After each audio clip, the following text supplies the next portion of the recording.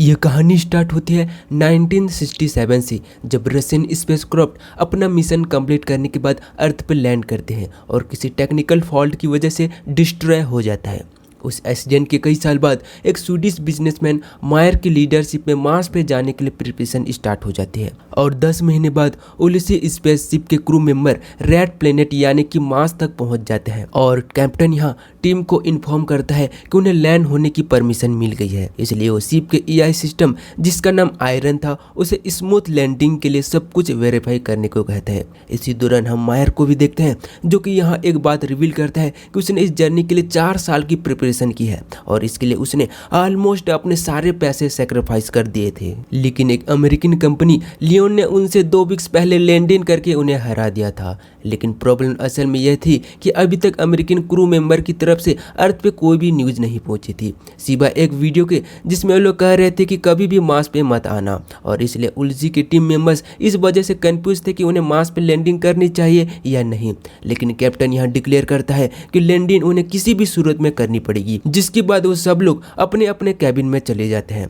Landing से 30 minute पहले preparation करने चालू कर देते हैं, लेकिन एक अजीब घटना घटती है और उनका शिप कैरियर सिस्टम से अलग नहीं हो रहा था, जिस वजह से पूरी टीम की जान खतरे में थी और उनकी बच निकलने का सिर्फ एक ही रास्ता था कि उन्हें शिप को मैनुअली ही अलग करना था। इसलिए कमांडर खुद ही स्पेस में जाता है, लेकिन वो अटेंडेंट को फ्री करने में स्ट्रगल कर रहा था और इसी दौरान मार्स के एटमॉस्फेयर के एंटर हो जाती है, जिस वजह से कैप्टन ओपन स्पेस में ही गिर जाता है, जबकि शटल ऑलमोस्ट मार्स पे क्रैश होने वाली थी क्योंकि सिस्टम एरर की वजह से शटल की पावर खत्म हो गई थी। इसलिए वो लोग मैनुअली लैंडिंग पे रिलाई कर रहे थे और एआई आयरन स्लीप मोड में चली जाती है। लेकिन फिर भी वो एस्ट्रोनॉट्स मार्स पे लैंड होने में कामयाब हो ही रही थी कि इसी दौरान उनका फिल्म खत्म हो गया था और आयरन भी रीस्टार्ट नहीं हो रही थी और ऑनबोर्ड कंप्यूटर और लाइव सपोर्ट सिस्टम के बिना अब उनके पास सर्वाइव करने के लिए सिर्फ एक ही दिन बाकी था। कैप्टन की वाइफ एलेंजेस अपने हस्बैंड की डेथ के कारण काफी दुखी थे क्योंकि उसे खिड़की से स्पेस सूट में एक बॉडी दिखाई दी थी। शिप को एग्जामिन करने के बाद उन्हें पता चलता है कि लैंडिंग के दौरान उन्हें बहुत सा फ्यूल खत्म हो गया था और शिप ऑर्बिट में वापस जाने के काबिल नहीं था। उनके पास अब एक ही ऑप्शन था और वो कि सोलर पैनल्स को एक्टिवेट होने का वेट करना, जिससे वो लोग जनरेटर को चला सकते थे। लेकिन बाहर तूफान होने के कारण सोलर पैनल एक्टिवेट नहीं हो सकते थे और तूफान खत्म होने में 2 दिन लगने थे, लेकिन इतना टाइम उन लोगों के पास नहीं था। तभी साइमन उसी अमेरिकन शिप टावन के बारे में बात करता है जो कि उनसे 2 वीक्स पहले यहाँ आया था और शायद क्रैश हो गया था, लेकिन यकीनन उसकी बैटरीज बच गई होगी। इसलिए साइमन और उसके 2 टीम मेंबर्स जाना और ईवा रोवर पे उन्हें ढूंढने के लिए निकल पड़ते हैं, जबकि जो लोग शिप में बच गए थे वो सिस्टम को रीस्टार्ट करने की कोशिश करते हैं। इंजीनियर बेजल उन्हें याद दिलाता है कि एआई का एनर्जी सेविंग फंक्शन भी होता है, इसलिए वो लोग उसे रिबूट करते हैं, लेकिन आयरन स्टार्ट नहीं होती। दूसरी तरफ रोवर में मौजूद टीम मेंबर्स को अमेरिकन स्पेसक्राफ्ट का मलबा मिल जाता है, जबकि उसका एक सोलर पैनल बच गया था, लेकिन अमेरिकन क्रू का कुछ भी आता न पता था। एस्ट्रोनॉट्स वापस जाने लगते हैं कि तभी उन्हें स्पेस सूट में एक आदमी बेहोश पड़ा हुआ मिलता है और इसके बावजूद कि उनके शिप की ऑक्सीजन खत्म होने वाली थी, लेकिन फिर जाना इंस्टिट करती है कि उन्हें इस आदमी को अपने साथ ले जाना चाहिए। उसी के करीब उन्हें अमेरिकन स्पेसक्राफ्ट का एक ब्लैक बॉक्स भी मिलता है, जिसके बाद वो टीम शिप तक पहुंच जाती है, लेकिन यान उन्हें अंदर आने की परमिशन नहीं देता और कहता है कि 8 डेड बॉडीज की जगह 4 सर्वाइवर्स ही बेहतर है, इसलिए डोर ओपन नहीं करेगा। ईवा यान को मनाने की कोशिश करती है, लेकिन तभी उस एस्ट्रोनॉट को होश आ जाता है और इसी दौरान आयरन भी एक्टिवेट होकर डोर ओपन कर देती है। उस एस्ट्रोनॉट से पूछताछ करने के बाद उन्हें पता चलता है कि उसे भी अमेरिकन क्रू के बारे में कुछ भी पता नहीं था, क्योंकि वो तो एक रशियन था जो कि 1927 में मॉस्को में पैदा हुआ था और उसका नाम व्लादिमीर कैमराव था, जो कि यूएसएसआर के गवर्नमेंट के ऑर्डर्स फॉलो कर रहा था और उसे पता नहीं था कि वो यहाँ कैसे पहुंचा। लेकिन लेनो कोई भी सीक्रेट रिवील करने का तैयार नहीं था। व्लादिमीर यहाँ बड़े कॉन्फिडेंस से उन सभी सवालों के जवाब दे रहा था जो कि उसके टाइम से रिलेटेड थे, जिस वजह से उन्हें शक होता है कि उससे पोस्ट मैट्रिक डिसऑर्डर है।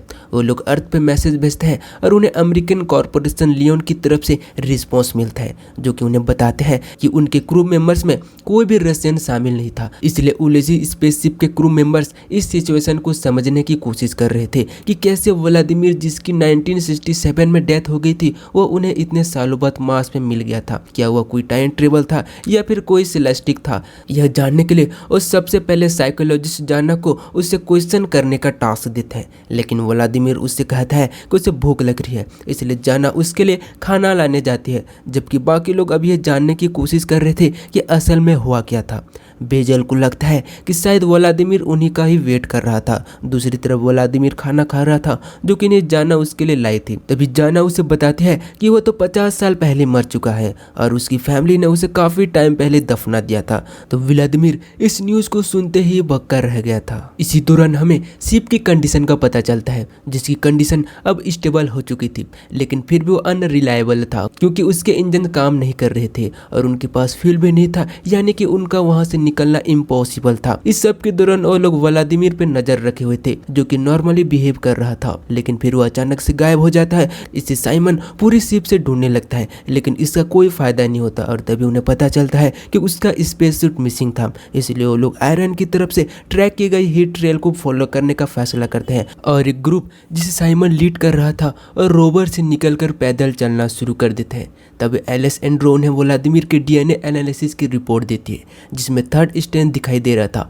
जिसका मतलब यह था कि व्लादिमीर ह्यूमन नहीं था। और इसी दौरान वो लोग व्लादिमीर के करीब पहुंच जाते हैं, जो कि उन्हें एक अनफेमिलियर स्ट्रक्चर तक ले आता है, जिस पर एक छोटे पत्थर का पिरामिड पड़ा हुआ था। व्लादिमीर यहाँ उन्हें बताता है कि मार्स प्लेनेट उनका बहुत समय से वेट कर रहा था। उसी समय हम गोल्ड स्टीन को देखते हैं, जो कि जेलियन कॉर्पोरेशन का फाउंडर था और उसी का शिप उलिसी यानी कि रशियन शिप से पहले मार्स में पहुंचा था। उसे रेड प्लेनेट पर उस आदमी की डिस्कवरी के बारे में बताया जाता है जो कि नेचुरली वहां नहीं जा सकता था, जिसका मतलब यह था कि उसे कहीं क्रिएट किया गया था। लेकिन इतने लंबे अरसे के लिए एक होस्ट प्लेनेट पर एआई के सिवा कोई भी सर्वाइव नहीं कर सकता था, यानी कि ह्यूमंस के लिए इम्पॉसिबल था। इसलिए इस पर स्टडी करने की जरूरत थी। दूसरी तरफ व्लादिमीर ये एक्सप्लेन नहीं कर पा रहा था कि वो डोर ओपन करके उस जगह कैसे पहुंचा जिस जगह उन्हें मिला था। इसी दौरान आयरन उस स्ट्रक्चर के एनालिसिस करती है और उसे पता चलता है कि वह स्ट्रक्चर अर्थ के उन स्ट्रक्चर से मिलता है जुलता है जो कि एलियन सिविलाइजेशन के थे,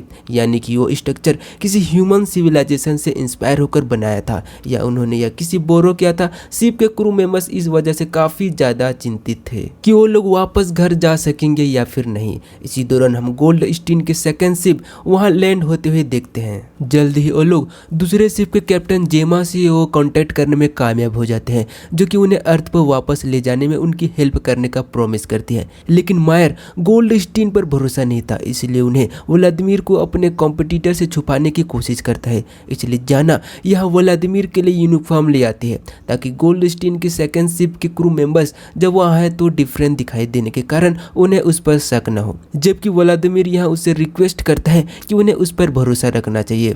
जल्द ही अमेरिकन क्रू के 2 मिलिट्री मेंबर्स एडवर्ड और एडम उनके शिप में पहुंच जाते हैं। उन दोनों के पास वेपन्स थे और वो लोग थोड़ा एग्रेसिवली बिहेव कर रहे थे। एडवर्ड यहाँ उनसे कहते हैं कि वो उनके पहले शिप जीटा 1 का ब्लैक बॉक्स उन्हें वापस कर दे। वो लोग जब उनसे एग्री नहीं होते तो एडवर्ड अपने साथी को शिप की तलाशी लेने का ऑर्डर देता है, लेकिन फिर मायर उन्हें मिलने वाला ब्लैक बॉक्स उसे दे देता है, जिसके बाद वो दोनों वहां से चले जाते हैं। नेक्स्ट सीन में हम केमिस्ट ईवा यह रिपोर्ट देती है कि उन्हें मार्स पे मिलने वाला स्टोन एक ऐसी धातु का बना हुआ है जो कि अर्थ पे एग्जिस्ट ही नहीं करती, लेकिन एशियन रिसर्च से उन्हें पता चलता है कि उसे ओडिक लेकम यानी कि मेटल ऑफ एटलांटिस कहा जाता है, जबकि कॉपर, जिंक, निकल और आयरन के अलावा इसमें डीएनए का 3rd स्ट्रेन था, बिल्कुल वैसे ही जैसे व्लादिमीर के डीएनए में 3rd स्ट्रेन था। मायर वहां सबको वार्न करती है कि अगर गोल्ड स्टीन को इस बारे में पता चल गया तो वो व्लादिमीर को अपने वापस ले लेगा। वो लोग भी इस बात पर डिवाइड थे कि उन्हें उसके बदले उनसे फ्यूल ले लेना चाहिए, जबकि कुछ लोग वहीं रुककर पूरी सच्चाई जानना चाहते थे। नेक्स्ट सीन में हम देखते हैं कि जाना व्लादिमीर को अपने कैबिन में बुलाती है और उस पर हिप्नोसिस यूज करने के लिए उससे परमिशन मांगती है, जिस पर व्लादिमीर मान जाता है। इसलिए साइकोलॉजिस्ट अपना काम स्टार्ट कर देती है, जबकि बाकी क्रू मेंबर सीसीटीवी कैमरे के थ्रू उनकी कन्वर्सेशन सुन रहे थे। लेकिन व्लादिमीर सिर्फ रशियन स्पेसशिप पर गुजरे अपने आखिरी लम्हों को ही उनसे शेयर करता है। इसी दौरान हम देखते हैं जेमा और एलन उनसे शिप में पहुंच जाते हैं और उनके मिलिट्री मेंबर्स की तरफ से की गई कार्रवाई पर उनसे अपोलोजिस्ट करते हैं। इसके बाद सारे मेल्स फंक्शन को ठीक करने में उनकी हेल्प करने के लिए तैयार थे। इसी दौरान जाना व्लादिमीर के साथ अपनी कन्वर्सेशन को याद कर रही थी, जो कि ह्यूमैनिटी के इरिसिबल बिहेवियर के कारण अर्थ के फ्यूचर पर अफसोस जता रहा था। इसी बीच रशियन शिप के कुछ मेंबर्स को पता चलता है कि विलियम मायर ने यह फ्लाइट ऐसे ही प्लान नहीं की थी। असल में 4 साल पहले रोवर ने उस मिलने वाले स्टोन की फोटो अर्थ में भेजी थी। यह सुनकर मायर को यह कन्फेस करना पड़ता है कि उन्हें यह स्टोन मिल गया है, जिसे डीएनए के बारे में भी कुछ भी पता नहीं था। यह सुनकर जेमा एक्सप्लेन करती है कि यह इंफॉर्मेशन स्टोरी सिस्टम है जिस पर फिर से लिखा जा सकता है। यह वर्ड सुनने के बाद एआई आयरन एक्टिवेट हो जाती है और स्टोन पे लिखे गए मैसेज को डिसाइफर करती है, जो कि कुछ नंबर्स की एक सीरीज थी। इस मौके पर कंफ्यूज यान भागी हो जाता है क्योंकि उसे मेयर पर ट्रस्ट नहीं था, जिससे पहले उसे जेलिन और गोल्डस्टीन के खिलाफ वार्म किया गया था। लेकिन वह अमेरिकन उनके हेल्थ के लिए ऑन पहुंचे थे, जिनके लीडर ने उन्हें काफ़ी फ्लाइट के 2 पार्सल के बारे में बताया था।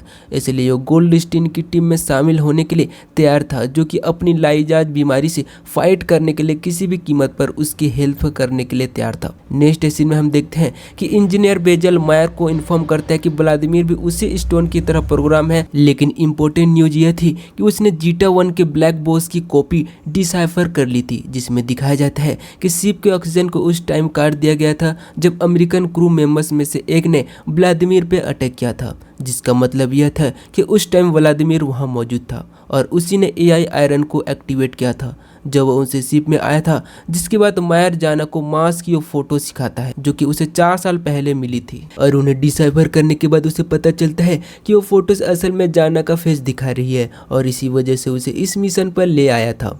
यह सुनकर जाना काफ़ी ज़्यादा डिसअपॉइंटेड हो जाती है क्योंकि मेयर ने सबके सामने झूठ बोला था।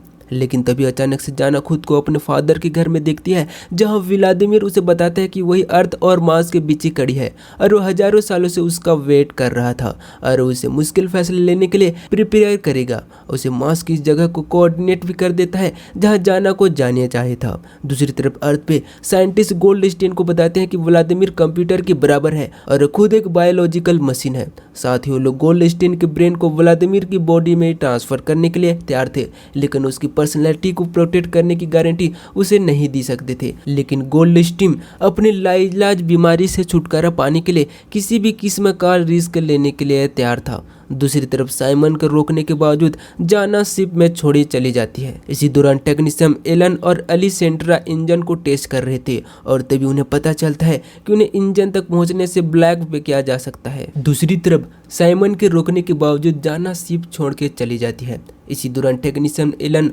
और अलीसेंड्रा इंजन को टेस्ट कर रहे थे और तभी उन्हें पता चलता है कि उन्हें इंजन तक पहुंचने से ब्लॉक किया जा रहा था, जबकि आयरन भी अचानक से उन्हें जोक सुनाकर रिस्पॉन्ड कर रही थी, जो कि किसी तरह से किसी भी मशीन का बिहेवियर नहीं हो सकता था। और तभी उन्हें पता चलता है कि आयरन ने खुद को रिप्रोग्राम कर लिया था, जबकि उसका इंटरफेस और लॉजिक्स चेंज हो रही थी और उन्हें इस बात का जवाब देने से भी इनकार कर रही थी कि कौन उसे यह सब करने को कह रहा था। इंजीनियर बेजल को भी रिलायबल लगता है कि उनका सिस्टम दिमाग की तरह काम कर रहा है। आयरन ये कन्फेस करती है कि वो इवॉल्व हो रही है। दूसरी तरफ जाना को छोटे छोटे पत्थरों की पिरामिड मिलती है, जबकि साइमन जाना को ढूंढने के लिए जबरदस्ती जेमा को उसके साथ चलने को कहता है।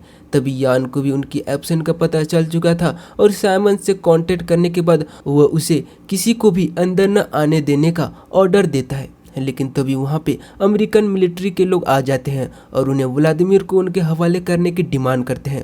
यान एंट्रेंस गेट खोलने के लिए तैयार हो जाता है, लेकिन बाकी की टीम उसे ऐसा करने से रोक देते हैं। जिसके बाद मायर बेजल को कहता है कि वो गोल्डस्टीन को मैसेज भेजे, इस उम्मीद के साथ कि वह अपने लोगों को कंट्रोल कर लेगा। लेकिन आखिरी अर्थ के साथ उनकी कम्युनिकेशन ब्लॉक कर देती है, जिसकी वजह से इंजीनियर बेजल को यह रियलाइज हो जाता है कि उन्हें अब एक्सट्रीम स्टेप उठाने होंगे।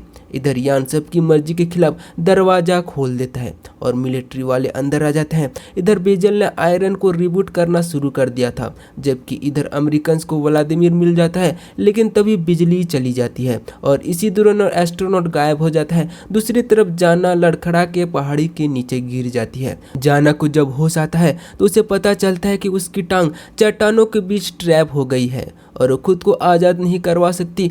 दूसरी तरफ अमेरिकन सोल्जर गुस्से में थे और उन सभी क्रू मेंबर्स को एक्सप्लेन करने को कहते हैं कि व्लादिमीर कहाँ गया है। इसी दौरान उन्हें मारने के भी लगते हैं। उन्हें कैप्टन को बुलाने को कहता है क्योंकि मॉर्स के घड़े में उसकी डेथ उसकी डेस्टिनी नहीं हो सकती थी। लेकिन तभी उसे साइमन और जेमा ढूंढ लेते हैं। तभी एलेसेंड्रा नोटिस करती है कि स्टॉर्म उनकी तरफ बढ़ रहा था, जबकि मिलिट्री ऑफिसर्स उलिसी क्रू मेंबर्स को वहीं छोड़कर जाने के लिए प्रिपेयर कर रहे थे, जिससे उन सब की जान खतरे में थी। लेकिन तभी लाइट्स फ्लैट होने लगती है और तभी वहाँ व्लादिमीर भी आ जाता है, जो उन्हें कहता है कि उसे भी शिप पे ले जाएं। साइमन और जेमा उस जगह जाते हैं जिसके बारे में व्लादिमीर ने उसे बताया था, जहाँ उन्हें एक अंडरग्राउंड बंकर की एंट्रेंस मिलती है। साइकोलॉजिस्ट को फील होता है कि उन्हें कहाँ जाना है, इसलिए वो बाकी दोनों को लीड करने लगती है और जल्द ही उन्हें उस जगह पर असली पानी मिल जाती है। लेकिन वो नहीं था जो व्लादिमीर ने वहाँ दिखाया चाहता था। लेकिन वो ये नहीं था जो व्लादिमीर उन्हें यहाँ दिखाना चाहता था। दूसरी तरफ हम अर्थ का सीन देखते हैं, जहाँ गोल्डस्टीन नर्स को मार्स की स्टडी के बारे में बता रहा था कि लोग उस ग्रीन मैन को सर्च कर रहे थे, लेकिन यह सब बहुत आसान था। वह उसे अपने लॉयल डॉग हिचिको की स्टोरी सुनाता है और उसे व्लादिमीर के साथ कंपेयर करता है, जिसे किसी 1 लाख साल पहले बना के मार्स पर छोड़ दिया था, जहां उसने आज के दिन तक अपने मालिक का पूरी ईमानदारी से वेट किया था। दूसरी तरफ मार्स पे उन एस्ट्रोनॉट्स को एक दीवार मिलती है जो कि किसी इंसान हड्डियों से बनी हुई थी, जिसे देख के उन्हें रिलाइफ हो जाता है कि वो इस प्लेनेट पे आने वाले पहले लोग नहीं थे और ये अर्थ के लोग नहीं हैं जो मार्स को अपनी कॉलोनी बनाने की कोशिश कर रहे थे, बल्कि ये मार्शल थे जो कि मार्स के रिसोर्स को खत्म करके अर्थ पे गए थे। दूसरी तरफ उलिसी इस शिप में यान गन निकाल लेता है जो किसी भी कीमत पर अमेरिकन शिप में अर्थ पे वापस जाना चाहता था, इसलिए व्लादिमीर को शूट कर देता है। उसी टाइम जाना भी अचानक से गिर जाती है और उसे बहुत ज़्यादा पेन होने लगती है, जबकि इसी दौरान जेमा वहाँ से भाग जाती है। दूसरी तरफ एलेसेंड्रा व्लादिमीर की हेल्प करने की कोशिश कर रही थी, जबकि इधर साइमन जाना की हेल्प कर रहा था। लेकिन उस रशियम टाइम ट्रेवल की डेथ हो जाती है, जबकि इधर जाना की भी सांसें बंद होने वाली थी। तभी साइमन उसका हेलमेट उतार देता है और केब में हवा की मौजूदगी की वजह से वो हैरान हो जाता है, जिसके बाद आर्टिफिशियली उसकी सांसें रीलाइव करने लगता है, जिसे जाना आखिरकार होश आ जाती है। दूसरी तरफ जेमा जो कि उलसी शिप की तरफ बढ़ रही थी, उसे व्लादिमीर की डेथ के बारे में खबर मिलती है और उसे तूफान की जो उनकी तरफ बढ़ रहा था। दूसरी तरफ मायर छुप के अपने टीम मेंबर्स को ढूंढने चले जाता है, क्योंकि अमेरिकन ने उस विलियन की टीम को वापस ले जाने से मना कर दिया था। दूसरी तरफ जाना को जो अभी अभी होश में आई थी, उसे बंकर में लाइट दिखाई देती है, इसलिए वो साइमन को उस तरफ ले जाने लगती है। कुछ ही देर में वो लोग जब उस बंकर से बाहर निकलते हैं तो उन्हें एस्ट्रोनॉट सूट में कोई आदमी दिखाई देता है, जिसे वो लोग पहचान लेते हैं। इधर मायर का बंकर भी एंट्रेंस में मिल गई थी और वो भी उसमें पहुंचकर लाइट को फॉलो करता हुआ जाना और साइमन के तरफ बढ़ने लगता है, जहां पहुंचकर वो जीवित व्लादिमीर को देख के शॉक्ड रह जाते हैं, जो उन्हें बताता है कि यह सब कुछ बहुत समय पहले खत्म हो गया था। तभी उन लोगों को रियलाइज होता है कि यह सब मार्स का नॉर्थ पोल है, लेकिन उन्हें समझ नहीं आ रहा था कि वो यहाँ तक कैसे पहुँचे।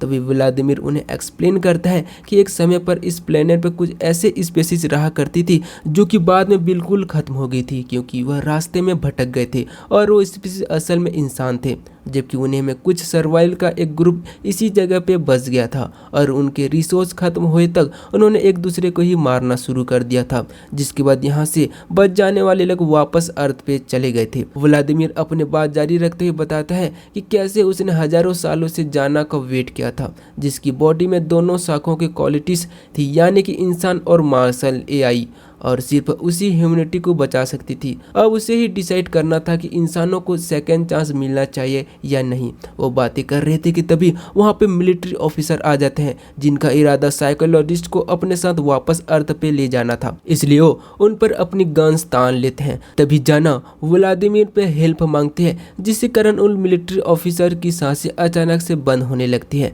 और वो नीचे गिर जाती है। शिप में वापस पहुंचने के बाद साइमन उन्हें वापस जाने के लिए प्रिपेयर होने का ऑर्डर देता है। दूसरी तरफ जेलियन शिप की जेमा अपने साथियों से कांटेक्ट करने की कोशिश करती है, लेकिन उनमें से कोई भी जवाब नहीं देता, इसलिए अकेली अर्थ पे वापस जाने का फैसला करती है। जबकि उसी शिप के क्रू मेंबर्स भी उसे शिप की तरफ बढ़ रहे थे। इसी दौरान उसे कांटेक्ट करते हैं और उसे मिलिट्री ऑफिसर के डेथ के बाद बारे में इंफॉर्मेशन देते हैं, शिप की याद दिलाते हैं। इसी दौरान उसे कांटेक्ट करते हैं और उसे मिलिट्री ऑफिसर को डेथ के बारे में भी इंफॉर्मेशन देते हैं, शिप को भी याद दिलाता है। और यहाँ ये भी कन्फेस करते हैं कि यकीनन वो भी कोल्ड स्टीम से बेहतर नहीं है, क्योंकि मायर भी वो सब कुछ करने को तैयार था जिससे उसका नाम हिस्ट्री में हमेशा के लिए जिंदा रहे, और यहाँ तक कि वो इसके लिए अपनी टीम को भी धोखा दे सकता था। लेकिन जेमा इसे बिल्कुल भी नहीं थी कि वो इस सच के साथ जिंदगी नहीं गुजार सकती थी कि उसने कुछ लोगों की लाइफ तबाह कर दी थी। और तभी अचानक से उन्हें जेमा की आवाज़ सुनाई देती है जो कि उन्हें जल्दी वहां पहुंचने को कहती है। दूसरी तरफ गोल्डस्टीन ने यह भी सुन लिया था कि जेमा ने उल्सी के क्रू मेंबर्स को अर्थ पे वापस लाने का फैसला कर लिया है, इसलिए वो टैटू को टेक ऑफ पहले उसके कंट्रोल पैनल को ब्लॉक कर देता है, जिसका मतलब यह था कि शिप में मौजूद लोग अपनी आने वाली डेथ के लिए प्रिपेयर हो रहे थे। इसलिए जाना माउस से पूछती है कि उसे क्या करना चाहिए। जो कुछ भी उसे रेड प्लेनेट पे देखा और सुना था उन सब के फ्लैशबैक उसके दिमाग में घूमने लगते हैं और अपनी स्ट्रॉन्ग विल पावर से कंट्रोल पैनल का ब्लॉकेज खत्म कर देते हैं। लेकिन तभी उनके शिप के सामने वेपन लिए हुए एक मिलिट्री ऑफिसर आ जाते हैं और उसका इरादा वेपन से इंजन को डैमेज करने का था। इसलिए साइमन उस पागल आदमी को रोकने के लिए बाहर जाना चाहता था, लेकिन जाना उससे पहले ही बाहर आ जाती है। उस इंफॉर्मेशन ऑफिशियल नीचे गिर के मारा जाता है।